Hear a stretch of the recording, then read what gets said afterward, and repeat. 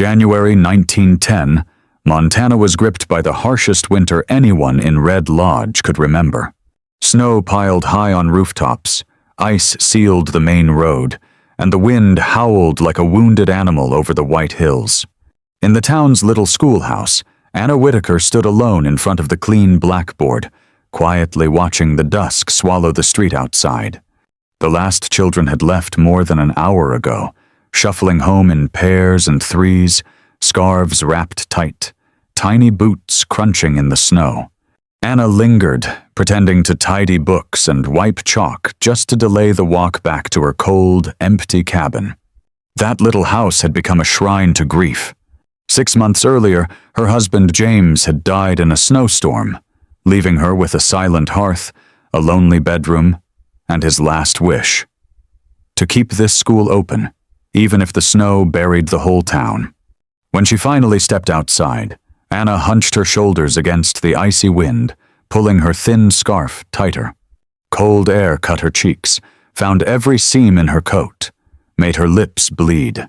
The lantern in her hand flickered weakly, casting long shadows on the white ground. Every step home felt heavier, as if all of winter itself pressed down on her narrow shoulders. At the cabin door, her fingers were so numb it took several tries to fit the key. Inside, it wasn't any warmer. The stove had gone cold, the last of the firewood used up the night before.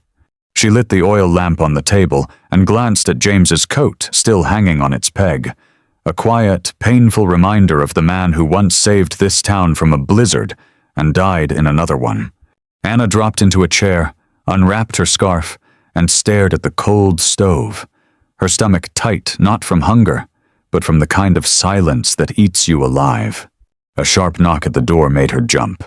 3 hard raps, loud against the howling wind. Anna's hand instinctively reached for the pistol on the mantel. "Who is it?" she called, her voice trembling. A deep man's voice came through the door. "McAllister, from Blacktail Ranch." Anna froze. That name was known by everyone in Red Lodge. Daniel McAllister, a war veteran, owner of one of the biggest cattle ranches around. Widower, lived alone up in the mountains. And, if the stories were true, as cold and hard as the hills themselves. "What do you want?" she asked, her hand still on the gun. "Just some wood," he said calmly.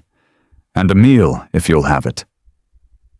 Anna let the pistol fall from her fingers, hesitated, then went to unlock the door. Wind roared in, carrying snow and the tall figure of McAllister, his hat and coat thick with frost, his arms full of firewood. "I heard about your situation," he said, his gray eyes steady on hers. "I'm not here to pity you. I just think we can help each other." Anna said nothing. Then she stepped aside and opened the door wider. Daniel walked in without another word, set the wood down by the stove, and knelt to build a fire. His movements were deliberate, efficient. Flames caught, casting light across the bare little room, warming her cheeks. She leaned against the table, arms crossed, watching him. "You've been standing outside the school all week," she said finally. "Why?" He didn't look up. "Wanted to see how long you'd last." Heat rose in her cheeks. "I don't need a savior." This time he did look up, and in the firelight his gray eyes softened, just barely. "I didn't say you did," he murmured. "But I know what it feels like, trying to hold the whole world up when your bones are frozen through." The room went quiet again, save for the crackle of the fire. "So why tonight?" Anna asked softly. Daniel rested an arm on his knee, staring back at her. "Because there's a storm coming," he said evenly. "One this valley won't stand through. And, if you'll let me, I won't watch a good woman die just to prove a point." Her throat tightened. "You don't even know me." "Not yet," he replied simply, standing. "But I will." And then he was gone, leaving half the stack of wood by the stove, a small package of flour, coffee, and cheese on the table, and his tall figure fading into the storm. Anna closed the door behind him, realizing her hands had stopped shaking. Outside, the wind howled like something dying. But inside, the little fire burned steady. And for the first time in weeks, Anna Whitaker let herself hope. The blizzard swept into Red Lodge just as Daniel McAllister had warned. By the next morning, the sky was a sunless gray, snow falling so heavily that rooftops looked like jagged white ridges. The streets were deserted, not a single new footprint cut through the fresh powder. And yet, inside the little schoolhouse, a single oil lamp still flickered to life, and chalk still traced slow, deliberate letters across the blackboard. Anna Whitaker arrived at school as usual, her shoes soaked, her dark hair dusted with frost, her thin scarf stiff with ice. There were only 4 children left now, the orphans and the poorest, those with no families strong enough to flee town. They sat hunched on the long benches, their bright eyes fixed on her like lifelines clinging to a sinking ship. "Tomorrow, you stay home," Anna told them, her voice steady though her hands trembled in the cold. "It's too dangerous to come here now." But she knew in her heart that for many of these children, home was nothing but a shack likely to collapse under the weight of this storm. And she, for all her pride, had nothing more than this cramped classroom to cling to herself. By dusk, the wind howled through the cracks in the door like a living thing. Anna gathered books, fussed over the children's scarves, sending them out one by one, whispering small reassurances she wasn't sure she believed. When the last child slipped through the door, she stood there alone, staring at the road swallowed in white. The sharp jingle of sleigh bells cut through the hush. Anna's head snapped up, her stomach tightening as she saw the shape of a sleigh barreling toward her through the snow. It stopped square in front of the schoolhouse. Daniel McAllister climbed down, his coat and hat crusted with ice, his gray eyes hard. "Pack your things," he said simply. Anna's hand clenched at her skirt. "Where are we going?" He stared straight at her. "You and the children can't stay here tonight." "I told you already. This storm will bury the valley." Her head shook, her voice breaking. "This is their home. This is my responsibility. I can't abandon it." Daniel didn't argue. He strode past her into the classroom, crouched to gather up books, then began ushering the children out one by one, his voice calm but firm. They clung to each other in the dark, some crying softly, wide-eyed with fear they didn't fully understand. Anna stood frozen, her hands slack, helpless as they passed her. When the last child glanced back at her, his pleading eyes struck her like a knife. "Come with us," Daniel said at last, turning back to her. His tone was quiet but unyielding. "You'll keep teaching them, but not here. Not tonight." That simple statement, no promises, no flowery words, somehow made her nod. Not because he was right, but because deep in his gray eyes she saw a silent vow. "I won't leave you alone." As the sleigh pulled away, Anna turned for one last look at the fragile little schoolhouse, tilting under the weight of snow. She had once believed she'd have to die alongside it to prove her worth. But now she understood. Sometimes staying alive was the only way to keep a promise. Outside, the blizzard raged.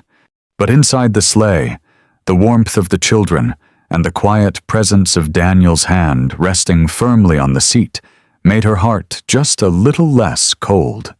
The road up to McAllister Ranch was longer than Anna had imagined. The sleigh cut across white hills, skated over a frozen creek, then wound up a narrow, wind-swept ridge. The children huddled close to one another, wide-eyed, occasionally murmuring her name in trembling voices. Anna gripped the smallest one's hand, forcing a reassuring smile, even though her own lips had turned blue. Daniel sat up front, reins steady in his hands, his broad back a silent wall shielding them all from the biting wind. When they arrived, Anna almost didn't recognize it. A large house of solid oak nestled behind tall pines, warm light spilling from the windows like an oasis in the sea of white. The horses snorted clouds of steam as they stopped by the barn. Daniel helped each child down carefully, sending them hurrying into the warmth, then turned back and offered his hand to her. "Come on," he said, his voice low but calm. Crossing the threshold, Anna felt the heat rush over her at once. The hearth crackled, filling the room with the sweet scent of burning pine. A ranch hand moved quickly to set up blankets and beds in an upstairs room for the children. Anna sank into a chair, her fingers still trembling when Daniel placed a steaming cup of tea in front of her. "They'll be safe here," he said, sitting in the chair opposite hers. She gave a faint nod. The next morning, Daniel led her to a large room at the end of the hall, an old library lined with dusty shelves. He spoke simply, "I want the children to keep learning.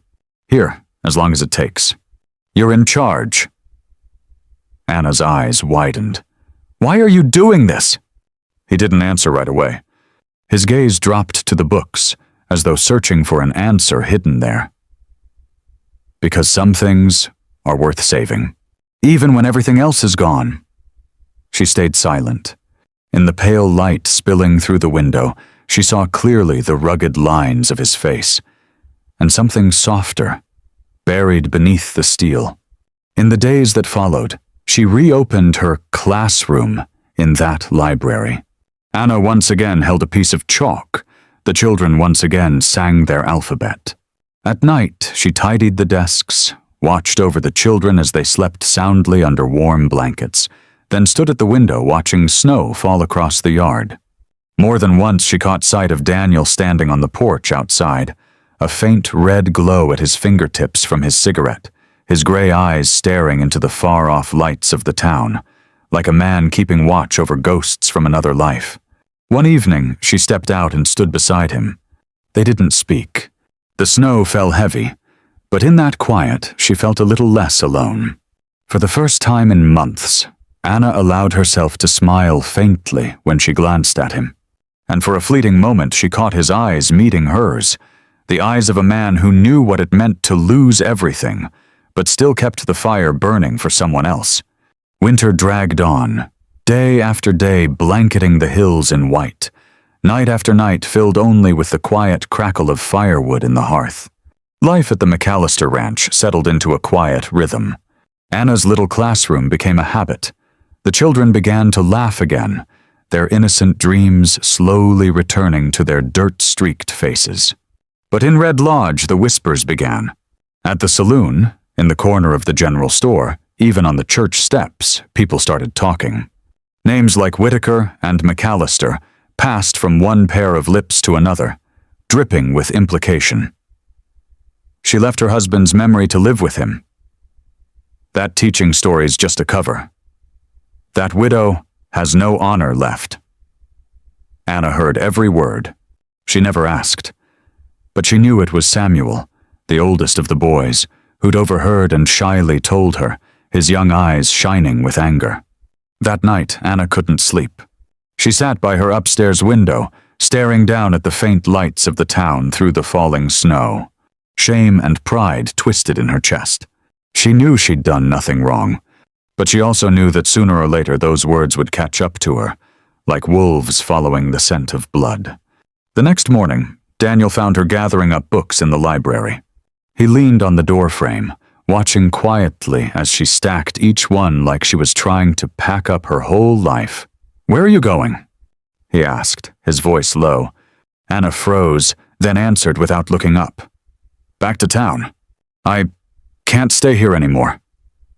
He stood there for a moment, then stepped into the room. In his hand was a folded piece of paper. He placed it on the table between them. "Sign it."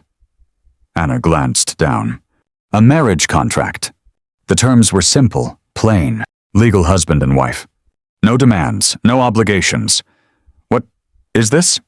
she asked, her voice trembling. Daniel sat across from her, his gray eyes steady and unflinching. "So you can stay. So you don't have to bow your head to anyone. Not their whispers. Not this town's rules." Anna felt her cheeks flush hot. "I don't want to owe you." "You won't owe me anything," he replied, his voice like iron. "Just keep teaching the children. And keep living. Don't let them teach you to run."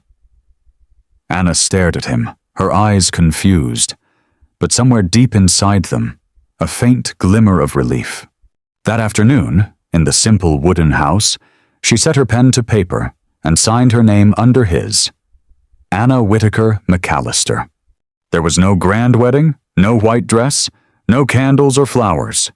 Just a piece of paper, a quiet nod from the town's pastor, and the steady gaze of Daniel as he said softly, "From now on, you won't be alone anymore." And as she stepped back through the ranch's familiar door, Anna realized she'd crossed into something new. Not quite love, but something big enough to make her stop being afraid. The days that followed passed quietly, as if nothing had changed. Anna still taught her little class in the ranch library each morning, the children's laughter filling the halls. Samuel scurried around to keep the fire going, and Daniel only occasionally appeared, standing silently at the window, watching. But somewhere in the way people greeted her in town now, in the way they avoided looking her in the eye, Anna knew. That piece of paper had silenced them. No one dared whisper about her anymore. She never spoke of it. But at night, lying in her upstairs room, she heard Daniel's heavy footsteps pacing on the porch below, the door opening and closing, the wind rushing in, then his low, persistent cough. One evening, after cleaning up the classroom, she heard Samuel shouting outside, He collapsed! Anna ran. Daniel was sitting on the frozen ground, his shirt clinging to him with sweat, his face pale, his breathing labored. She dropped to her knees, pressing her hand to his forehead, feeling the burning heat. "Inside. Now," she ordered. That night she didn't sleep. She boiled water, wiped him down, changed the cloths on his forehead, spooned broth between his lips. Each time he stirred and his gray eyes opened, something tightened in her chest. In those eyes, she didn't see the cold, proud man she thought she knew. Only a lonely, worn soul, vulnerable and human. By dawn, the fever had broken. Daniel stirred, his fingers barely brushing against hers. Anna didn't pull away. In the days that followed, he recovered slowly. He stayed inside, sitting by the kitchen stove, listening as Anna read aloud from books the children left behind. And sometimes, just barely, smiling. She no longer kept her distance either. She placed bowls of medicine in front of him, reminded him to wear his coat, gently tucked the blanket back around his shoulders when he nodded off in his chair. One late afternoon, as the children slept upstairs, Anna sat alone on the porch, watching the snow melt into little glittering streams in the pale sun. Daniel stepped outside, standing quietly behind her. "Thank you," his voice rough and low. Anna tilted her head slightly, her eyes still fixed on the town lights far below. "For what?" "For staying," he said slowly. "For not letting me die alone." Anna turned to look at him then. And for the first time, she didn't see him as a burden or a shield or just a contract, but as a man, scarred, weathered, yet still standing through every storm, and now letting her see all of it. She lowered her gaze, hiding the faintest smile on her lips. Winter finally began to retreat. The snow on the hills melted into trickling streams, whispering down into the valley. The children ran outside, tossing the last handfuls of icy slush, their laughter ringing through the ranch. Pale sunlight filtered through the pines, and the sky held a soft blue Anna thought she'd forgotten. One morning, as Anna bent to wash her hands at the basin, her eyes caught on the small mirror propped against the wall. Her cheeks were flushed, her face brighter after long months of exhaustion. But what made her pause was her hand, resting unconsciously over her belly. She froze, then leaned on the edge of the counter, taking a long, steadying breath. That afternoon, she waited for Daniel on the porch. When he returned, his old coat still smelling of sun and wind, she stepped forward, stopping him at the stairs. Daniel halted, his gray eyes flashing briefly with worry. "What is it?" he asked. Anna clenched her hands, her voice quiet. I'm pregnant," he stilled. Not fear, not anger, just a long, searching look, as though he could see straight into her soul. Anna lowered her gaze, murmuring, "I'm sorry, if this isn't what you wanted." Daniel inhaled, then laid his hand gently on her shoulder, light as a whisper. "Don't be sorry," he said softly. "This is something I'd stopped daring to dream of." His rough, calloused hand moved to her belly, slow and unsteady, as though afraid it would break. In that moment, Anna realized the man before her no longer carried the cold pride of their first days, nor the rigid walls she thought unshakable. His eyes were warm now, tender, grateful, like the first spring sunlight over frozen peaks. She smiled faintly, a tear slipping down, and let her head rest against his chest. Daniel's arms wrapped around her as he bent low to murmur into her hair, "I've been waiting for you. A long time." By the fence, by the edge of the porch, the first white winter rose had bloomed, proud and fragile in the chill wind. May arrived with golden sunlight and hills blanketed in fresh green grass. The McAllister Ranch was livelier than ever, filled with the sound of children's laughter. The library classroom had been cleared and polished into a proper schoolroom, its bright windows letting in the morning light. Anna stood by one of those windows, her hand resting on her now full round belly, her eyes shining with a quiet happiness she had never dared dream of before. The night she went into labor, a sudden spring storm swept over the valley. The pain came in sharp waves, leaving her slick with cold sweat, her hands gripping the sheets tight. Daniel never left her side, his broad hand steady on her shoulders as he barked orders for water, clean cloths. In what felt like her weakest, most desperate moment, Anna finally heard it. The sharp, clear cry of her child cutting through the roar of rain outside. Daniel bent to pick up the baby, swaddled in warm cloth, and placed him gently on her chest. His eyes in that moment glowed brighter than the fire in the hearth. Proud, grateful, at peace. "James Daniel McAllister," Anna whispered, pressing a kiss to the baby's damp forehead. "You were born of winter, but you were made of spring." The next day, the whole ranch was bathed in sunlight. Anna stood on the porch, holding her son, leaning into Daniel's chest as they watched the children playing below, their laughter carrying on the breeze. She closed her eyes, resting her cheek on his shoulder, and smiled softly. At last she understood. Family isn't where you're born. It's where someone is willing to walk through every storm just to hold you, to stay by you, and to begin a new life with you. And among the white roses blooming proudly along the fence, Anna felt her fear finally slip away.